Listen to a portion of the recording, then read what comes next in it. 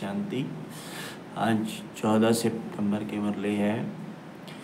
बाबा बोलता है, मीठे बच्चे बाप की श्रीमत पर चल कर अपना श्रृंगार करो, पर चिंतन से अपना श्रृंगार मत बिगाड़ो, टाइम वेस्ट न करो। प्रश्न है, तुम बच्चे बाप से भी तीखे जादूगर हो, कैसे?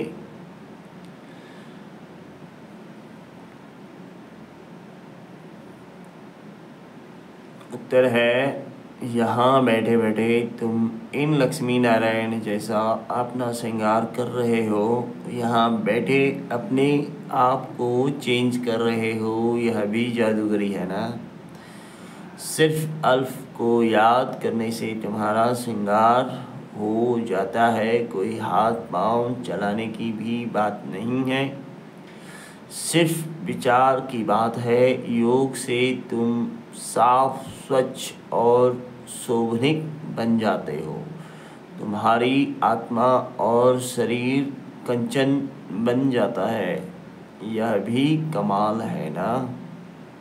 ओम शांति। रूहानी जादूगर बैठ रूहानी बच्चों को, जो बाप से भी तीखे जादूगर हैं, उन्हों को समझाते हैं, तुम यहाँ क्या कर रहे हो। यहाँ बैठे बैठे कोई चुरपुर नहीं, बाप अथवा साजन सजनियों को युक्ति बता रहे हैं। साजन कहते हैं, यहाँ बैठे तुम क्या करते हो, अपने को तुम ऐसे लक्ष्मी नारायण मिसाल श्रृंगार रहे हो, कोई समझेंगे तुम यहाँ सब बैठे हो, फिर नंबरवार पुरुषार्थ अनुसार तो हो ही ना। बाप कहते हैं, ऐसे सिंगारे हुए बनना है, तुम्हारी एम ऑब्जेक्ट ही यह है। भविष्य अमरपुरी में पूरी के लिए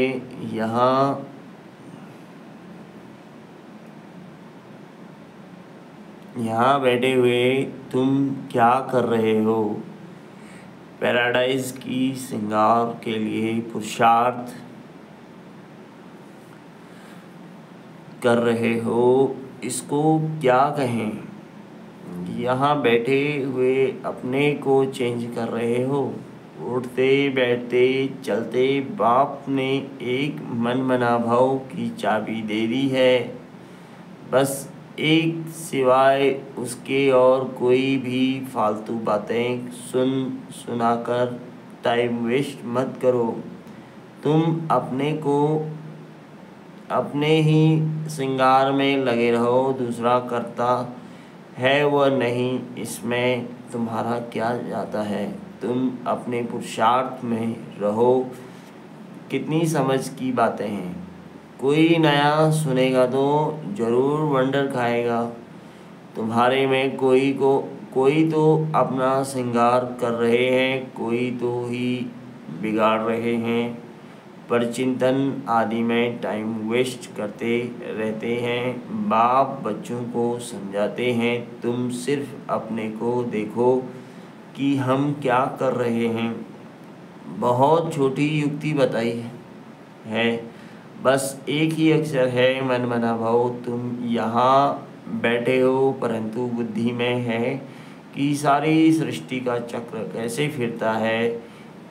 अभी फिर से हम विश्व का श्रृंगार कर रहे हैं। तुम कितने पद्मापदम भाग्यशाली हो, यहाँ बैठे बैठे तुम कितना कार्य करते हो, कोई हाथ पांव तो चलाने की बात ही नहीं है, सिर्फ विचार की बात है। तुम कहेंगे, हम यहाँ बैठे ऊंच विश्व का श्रृंगार कर रहे हैं। मन मना भाव का मंत्र कितना ऊंच है। इस योग से ही तुम्हारे पाप भस्म होते जाएंगे और तुम साफ बनते जाते हो, फिर कितने शोभनिक हो जाएंगे। अभी आत्मा पति है तो शरीर का भी हालत देखो क्या हो गई है। अब तुम्हारी आत्मा और काया कंचन बन जाएगी। यह कमाल है ना। तो ऐसा अपना श्रृंगार करना है, दैवी गुण भी धारण करने हैं। बाप सभी को एक ही रास्ता बताते हैं। अल्फ बे सिर्फ अल्फ की बात है। बाप को याद करते रहो तो तुम्हारा श्रृंगार सदा सारा बदल जाएगा। बाप से भी तुम बड़े जादूगर हो। तुमको युक्ति बताते हैं कि ऐसा ऐसा करने से तुम्हारा श्रृंगार बन जाएगा।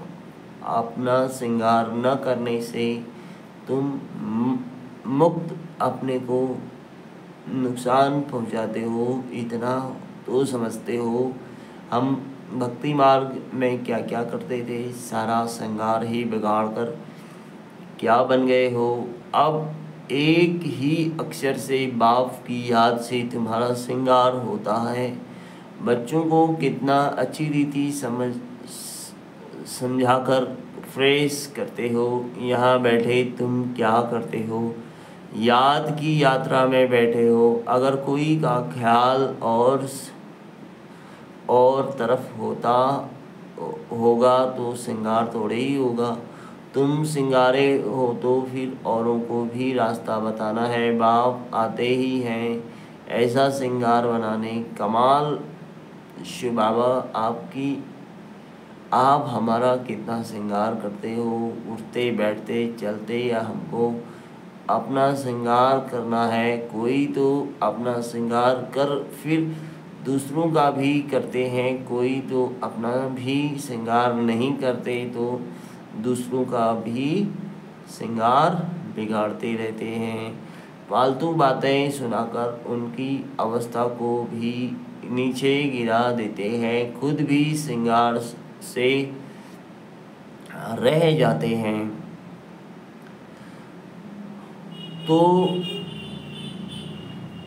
दूसरों को भी रहा देते हैं। तो अच्छी रीति सोच विचार करो। बाबा कैसे कैसे युक्ति बताते हैं। भक्ति मार्ग के शास्त्र पढ़ने से यह युक्तियाँ आती हैं।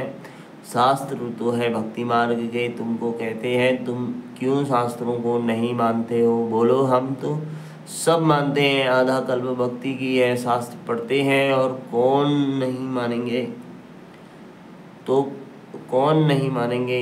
रात और दिन होते हैं तो जरूर दोनों को मानेंगे ना। यह है बेहद का दिन और रात। बाप कहते हैं मीठे बच्चों तुम अपना श्रृंगार करो, टाइम वेस्ट मत करो। टाइम बहुत थोड़ा है। तुम्हारी बड़ी विशाल बुद्धि चाहिए। आपस में बहुत प्रेम होना चाहिए। टाइम वेस्ट नहीं करना चाहिए क्योंकि तुम्हारा टाइम तो बहुत वैल्यूबल है। कौड़ी से हीरे जैसा तुम बनते हो।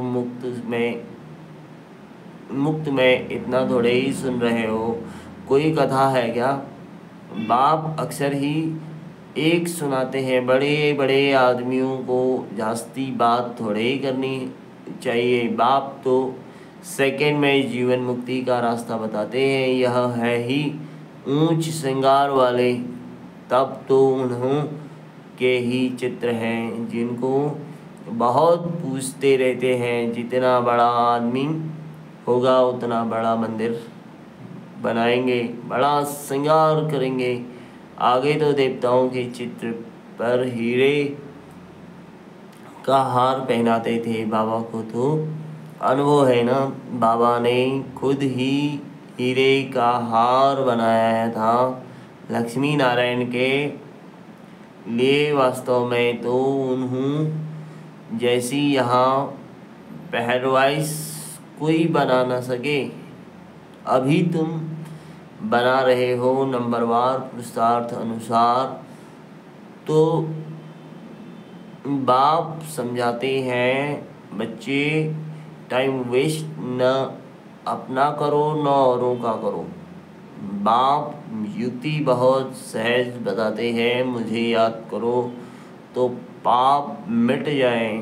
याद बगैर इतना श्रृंगार हो न सके तुम यह बनने वाले हो ना, दैवी स्वभाव धारण करना है, इसमें कहने की भी दरकार नहीं, परंतु पत्थर बुद्धि होने कारण सब समझाना पड़ता है। 1 सेकंड की बात है, बाप कहते हैं, मीठे मीठे बच्चों, तुमने अपने बाप को भूलने से कितना श्रृंगार बिगाड़ दिया है।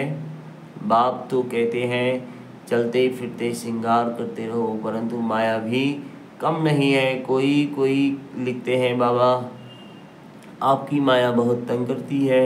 अरे हमारी माया कहाँ है, यह तो खेल है ना, मैं तो तुमको माया से छुड़ाने आया हूँ, मेरी माया फिर कहाँ कहेगी। इस समय पूरा ही इनका राज्य है, जैसे इस रात और दिन में फर्क नहीं हो सकता। यह फिर है बेहद की रात और दिन, इनमें 1 सेकंड का भी फर्क नहीं हो सकता है। अभी तुम बच्चे नंबरवार पुरुषार्थ अनुसार ऐसा श्रृंगार कर रहे हो।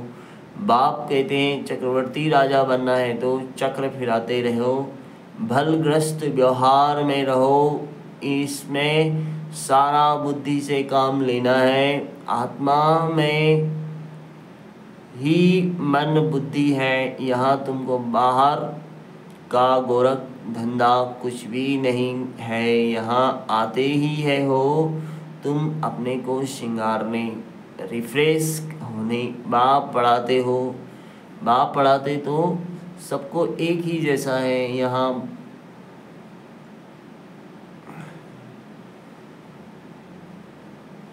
यहाँ बाबा पास आते हैं, नई नई पॉइंट्स सम्मुख सुनने, फिर घर में जाते हैं तो जो कुछ सुना वह बाहर निकल जाता है। यहाँ से बाहर निकलने से ही झोली झाड़ लेते हैं, जो सुना उस पर मनन चिंतन नहीं करते हैं। तुम्हारे लिए तो यहाँ एकांत की जगह बहुत है, बाहर में तो खटमल फिरते रहते हैं, 1-2 का खून करते पीते रहते हैं। तो बाबा बच्चों को समझाते हैं, यह तुम्हारा टाइम मोस्ट वैल्यूबल है, इसको तुम वेस्ट मत करो। अपने को सिंगारने की बहुत युक्तियाँ मिलती हैं। मैं सबका उद्धार करने आता हूँ, मैं आया हूँ तुमको विश्व की बादशाही देने। तो अब मुझे याद करो, टाइम वेस्ट मत करो, काम काज करते भी बाप को याद करते रहो। इतनी ढेर सब आत्माएं आशिक हैं एक परमपिता परमात्मा मासूक की, वह सब जिस्मानी कथाएं आदि तो तुम बहुत सुनते हो। अब बाप कहते हैं, वह सब भूल जाओ। भक्ति मार्ग में तुमने मुझे याद किया और वायदा किया है, हम अपने आप के ही बनेंगे। ढेर के ढेर आशिकों का एक मासूक भक्ति मार्ग में कहते हैं ब्रह्मा में लीन होंगे। यह सब है फालतू बातें, एक भी मनुष्य मोक्ष को नहीं पा सकता है। यह तो अनादि ड्रामा है, इतने सब एक्टर्स हैं, इसमें जरा भी फर्क नहीं हो सकता। बाप कहते हैं, सिर्फ एक अल्फ को याद करो तो तुम्हारा यह श्रृंगार हो जाएगा। अभी तुम यह बन रहे हो, स्मृति में आता है, अनेक बार हमने यह श्रृंगार किया है। कल्प कल्प बाबा आप आएंगे, हम आपसे ही सुनेंगे। कितनी गुह्य पॉइंट्स हैं, बाबा ने युक्ति बहुत अच्छी बताई है। बारी जाऊं ऐसे बाप पर, आशिक मासूक भी सब एक जैसे नहीं होते। यह तो अभी आत्माओं का एक ही मासूक है, जिस्मानी कोई बात नहीं। परंतु तुम्हें संगम युग पर ही बाप से यह युक्ति मिलती है। कहाँ भी तुम जाओ, खाओ पियो, घूमो फिरो, नौकरी करो, अपना श्रृंगार करते रहो, आत्माएं सब एक मासूम की आशिक हैं, बस उनको ही याद करते रहो। कोई बच्चे कहते हैं हम तो 24 घंटे याद करते रहते हैं, परंतु सदैव तो कोई कर नहीं सकते। बहुत में बहुत 2-2.5 घंटे तक जास्ती अगर लिखे तो बाबा मानता नहीं, दूसरे को स्मृति दिलाते नहीं, तो कैसे समझें कि तुम याद करते हो? क्या कोई डिफ़िकल्ट बात है? कोई इसमें खर्चा है? कुछ भी नहीं, बस बाबा को याद करते रहो तो तुम्हारे पाप कट जाएं। दैवी गुण भी धारण करने हैं। पति कोई शांति धाम व सुधाम में नहीं में जा न सके, बाप बच्चों को कहते हैं अपने को आत्मा भाई भाई समझो। 84 जन्मों का पाठ अभी पूरा होता है। यह पुराना चोला छोड़ने का है ड्रामा देखो कैसा बना हुआ है, तुम जानते हो। नंबरवार पुरुषार्थ अनुसार दुनिया में तो कोई कुछ भी नहीं समझते। हर एक अपने से पूछे कि हम बाप की मत पर चलते हैं, चलेंगे तो श्रृंगार भी अच्छा होगा। एक दो को उल्टी बातें सुनाकर अथवा सुनकर अपना श्रृंगार भी बिगाड़ देते हैं, तो दूसरे का भी बिगाड़ देते हैं। बच्चों को तो इसी धुन में लगा रहना है कि हम ऐसे श्रृंगारधारी कैसे बने। बाकी तो जो कुछ है वह ठीक है, सिर्फ पेट के लिए रोटी आराम से मिले। वास्तव में पेट जास्ती नहीं खाता, बल तुम सन्यासी हो परंतु राजयोगी हो, न बहुत ऊंचा न नीचा। खाओ भल परंतु ज़्यादा हीर न जाओ, आदत न पड़ जाए। यही एक दो को याद दिलाओ। शिव बाबा याद है, वर्षा याद है, विश्व की बादशाही का श्रृंगार याद है। विचार करो यहाँ बैठे बैठे तुम्हारी क्या कमाई है? इस कमाई से अपार सुख मिलता है, सिर्फ याद की यात्रा से और कोई तकलीफ नहीं। भक्ति मार्ग में मनुष्य कितने धक्के खाते हैं। अभी बाप आए हैं सिंगारने,